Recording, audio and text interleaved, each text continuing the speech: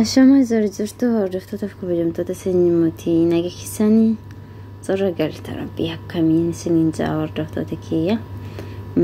Hara jechuudha wanta baay'ee nama garraamu nama azaazansiisuuf isinii qabadhee dhufeen isiniin jedha like subscribe share godhaatii na wajjiniin turaa isiniin jedha haga dhumaatiitti.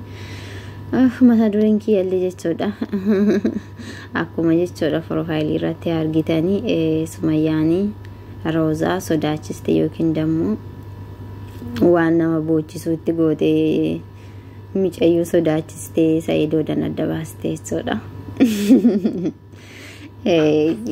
Akkasiin isiniin jaa hordoftoota fi kabajamtoota kiyya beektanii bultiin namaa kana jidduu seenuun baay'ee ulfaata jechuudha.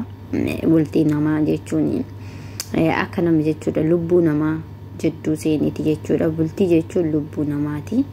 Anna baay'ee ulfaatan isiniin jedha Rabbi haalaafisu warra walloleellee Rabbi walitti araarsun isiniin jedha wallahi warra jechuudha wallolee walirraa faffagaatu Rabbiin walitti haa deebisu Rabbiin walitti haa urgeessuun isiniin jedha sumaan itti aansi jechuudha sumeen teenyaa warri soddaa keenya jechuudha warri soddaa keenya ingidii jechuudha akka ijoollee teenyatii miti. Akkuma beektan jechuudha isaan adageenyaadha.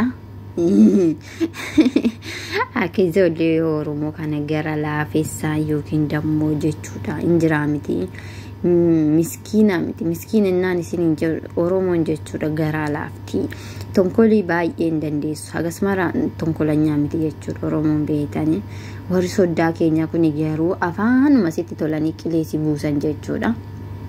Afaan sitti tolanii sissosobaniituma bakka injiraa miti waan godhan si godhan isaan jechuudha. Kanarraan uummata falfalaadha jechuudha uummanni isaanii digimtii warra digimtii hojjetudha.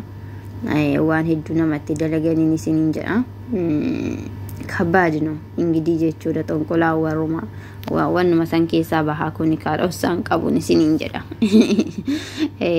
Isaanuma biraa dhufa warra soddaa keenya jechuudha. Injiraa miti yoo humnaan illee si dadhabanii waan bakka injiraa miti waan bakka tonkolaa kana sitti hojjisiisan jechuudha isaanii rabbummaan isaanii halaafisuun isiniin jedha. Kinoo akkanatti jechuun roozaa teenya tonkoluma san illee hojjisiisaniin beeknu birrii mormaa itti hiite micayyoo boo'ichaan lafaa fuute jechuudha. Rooziyyeen teenya kinoo miskiinni jechuudha miskiintittiin akkanatti boochiti isiniin jedha. Nama garramu garuu Rabbi nama garrama hordoftoota kiyya. Ani hin beeku ani sobaan illee mimmaan namaa dhufaa ta'ii jaroonni kun nuti taphachaa jiran ta'ii dhugaayyuu ta'ii jireenyi isaanii kun garuu natti fakkaanne dhugaa illee natti fakkaataan jiru maaliif hojjettaa warri yuutubaraa kun hin kijiba.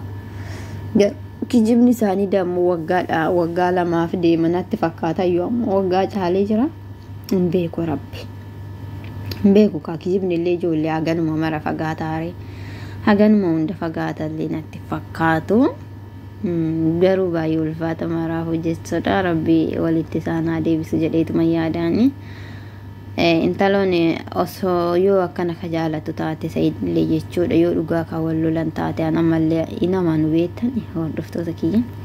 Yoo dhugaadhaan kan jaalatu ta'e osoo walitti deebite yookiin isattuu deebite bareeda. Yookiin dammoo injiraa miti namni ama Roozaan osoo jechuudha masaanuu ishiitillee taate Roozaan ilmaan ishiitu qadgootee qabdii fi Rabbi ilmaan ishiitu shakkii takka malee jechuudha shakkii takka malee biratti gattee kara barbaade deemuu hin dandeessi jechuudha Sumayyaan beektanii. Kanaafuyyuu hin beeknu kaa Sumayyaan jechuudha waan ishiin hojjetaa jirtu xiqqoo ishiin ulfaata. Rabbiin halaafisuu fi warra walloleellee Rabbii walitti haa deebisuu Rabbii walitti haa araarsuun isiniin jedha. Gaarii namaa arguu wayya badaa namaa arguurran isiniin jedha hordoftoota kiyya. Abbaa mana ishiiti abbaa ilmaan ishiiti hin jaalatti taanan osoo ittillee deebitee bareedadha. Innis gammachuudhaan ishii deeffata jechuudha gammachuudhaan. Saiduu jechuudha huqqatee jira beektanii akka duraaniiti miti akka gizee ishii wajjin hin jiruuti miti dhugaa huqqatee jira namni maallaquma qabaatee bichaaf miti Iyyeen maallaqa yoo qabaatan bakka fedhanii nyaatallee nyaachuu danda'ani.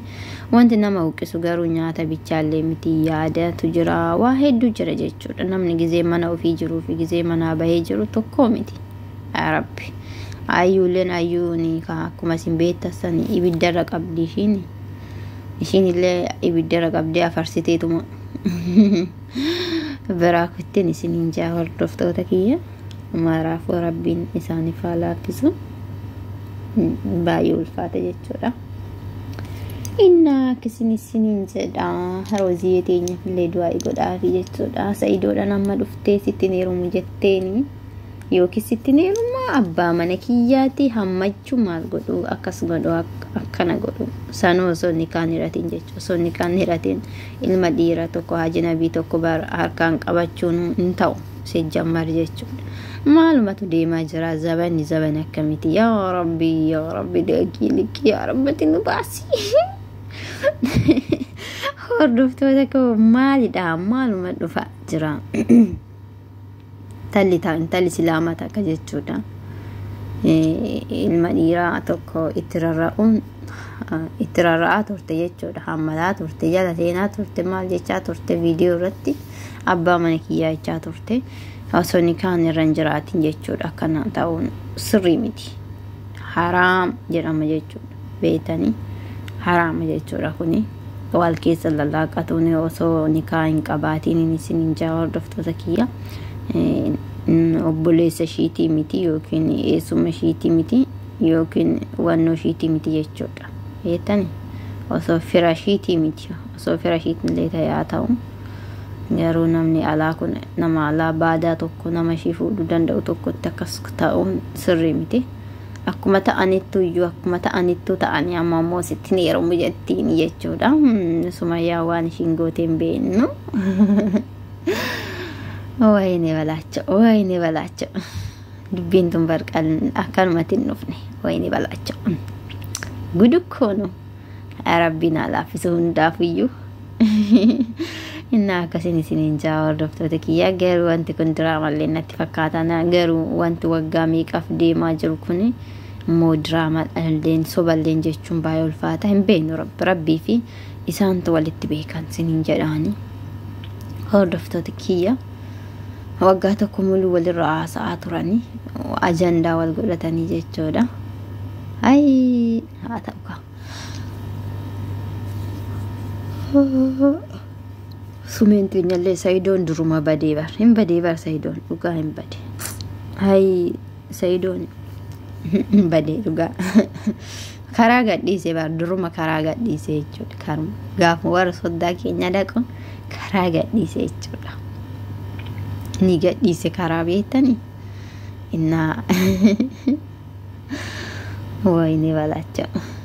Innaa akkasiin isiniin jaa hordoftoota kiyya. Warri soddaa kun akka xiqqishootti gannaman dhiisu beeke. Hin ulfaatu isaan dhugaa baay'ee ulfaatan. Ani uummata isaanii sodaadha yoon. Rabbina sodaadha akkasumatti jechuudha beektanii.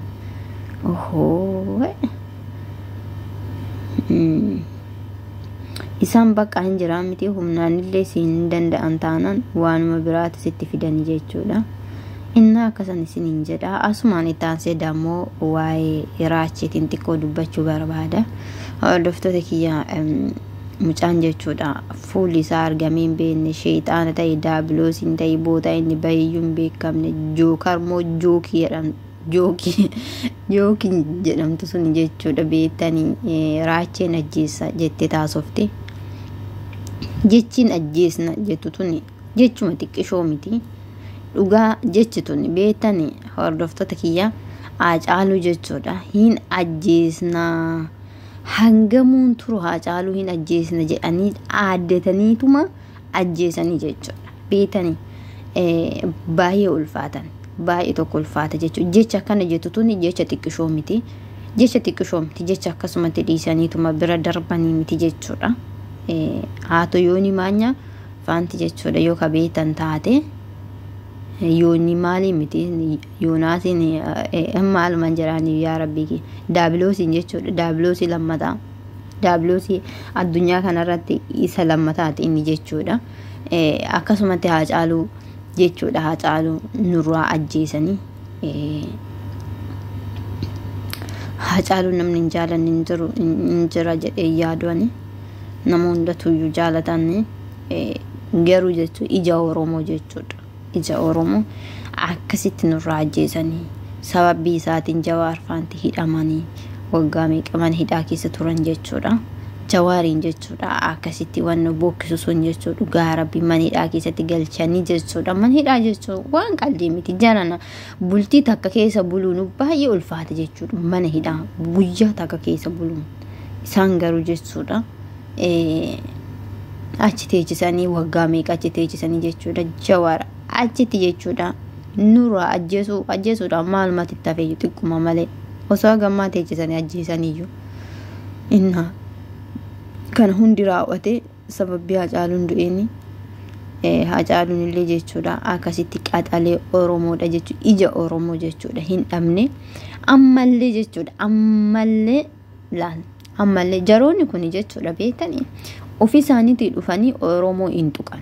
Dhugaan isinitti himaa ofii isaaniitii dhufanii nama keenya tuquu miti caafii isaatiyyuu ga'uu hin danda'an jechuudha. Garuu injirtii miti reebuchullaan takka jechuudha akkuma Haacaaluu manaa baastee ajjeesisiiste jechuudha. Intaloon kama akkana saroota tana jechuudha laal kan birrii xiqqoodhaan bitamtu tana beekanii Oromoon tun akkuma isiniin jedhe sana Oromoon miskiina garaan isaa geechi sareedha beeki baay'ee jechuudha. Dhugaa Rabbii hin jiraa miti gizee tokko na aarsa yoona jechuudha. Baay'ee na aarsaan gizee tokko jechuudha. Uummanni keenya kun uummanni Oromoo kun jechuudha uummata birrii xiqqishuudhaan bakka shawwadamtu jechuudha. Jiraa miti isaan osoo taate wallee osoo miliyoona meeqa kenniteef jechuudha dabarsanii nama ofiin kennan. In kennan nama ofii jechuudha. Intala reebooti reemoo fi jedhamtu sun jechuudha gizee sana akkasitti Haacaaluu jechuudha mana baastee ajjeechisiste osoo hin qabamin illee jechuudha zanaafataa jettee Ameerikaa maal keessa jiraachaa jirti jedhan jechuudha. Ameerikaa keessa illee dhiirri Oromoon jirtu natti fakkaataa no. Osoon argee anuun dhiisuu ni beektanii dhugaa Rabbii intala raawwatun ija Oromoo galaafatte jechuudha. Beektanii ammallee jechuudha ani karraachi kanallee na sodaadha. Baay'ee sodaadha fi beektanii maaliif yoo jettanii saroonni teenya jechuudha hin gurguratti. Saroonni teenya hin nyaatini jechuudha. Biruma xiqqishoodhaan nyaattillee. Innaa kanaafuu akkasan isiniin jedha. Wanti kun waan qalbii miti gurbatti eenyu jedhamtu tana jechuudha. Eessirtii jedhan ishiin illee biyya faranjii keessa illee jirtu. Biyya faranjii jirti fakkaatti yoo daasheen sobdii jedhanii. Keniyaa moo maal keessa teessirteedhaan ishiisan jechuudha. Keniyaa sanitti Keniyaa maal ijoolleen Oromoon jiranii miti. Eessatti isa beekanii miti osoo fuulli isaa mul'atee beekan ta'e silaa dhukkee irraa kaasanii garuu tuni bineetti taate nama taate iyyuu addaan hin beekanii garuu ka barbaadanii jechuudha silaa waagaa ishiitti kennanii bareedaadhaan isiin jedha hordoftoota kiyya. Haacaaluu kan nyaatte ammas jechuudha raachuudhaaf waan aamommataa jirti. Innaa jechuudha raachuulleen obboleessi keenya akka of eegu jechuudha warroon itti dhiyaatan osoo gorsitanii baay'ee bareedaadhaan isiin jedha. Innis akkasuma abboota adda addaatillee turistiillee akkuma fedhe deemedhaan akkuma nama waan nuti itti deema jedhan jechuudha. Ijoollee baay'een Adaamaa fa'aatti argina jedhanii akkuma fedhetti deemedhanii kanaafuu silaa of eeggannoo guddaa godhee bareedaadhaan isiniin jedha hordoftoota kiyya. Beektanii nama lama namni sadii namni afur yoo dubbate akkasumatti sheerii ta'ee isa bira ga'uu danda'an isiniin jedha. Akiidi waan kana sinuma dhagahaa. Ngeeru ka Rabbiin dabarsee bineensa fisan kennu jedheetuma yaada hordoftoota kiyya. Of eeggannoon baay'ee barbaachisaadha. Jaroonni tuni budaadha jechuudha. Ijoollee teenya qaxalee lafarraa guuraa jirti budoonni tuni. Innaa akkasan isiniin jedha. Subscribe, like, share godhaa isiniin jedha. Haga ammaatitti na waliin turu keessaniif baay'ee tokko naaf galatoomaa hordoftoota kiyya.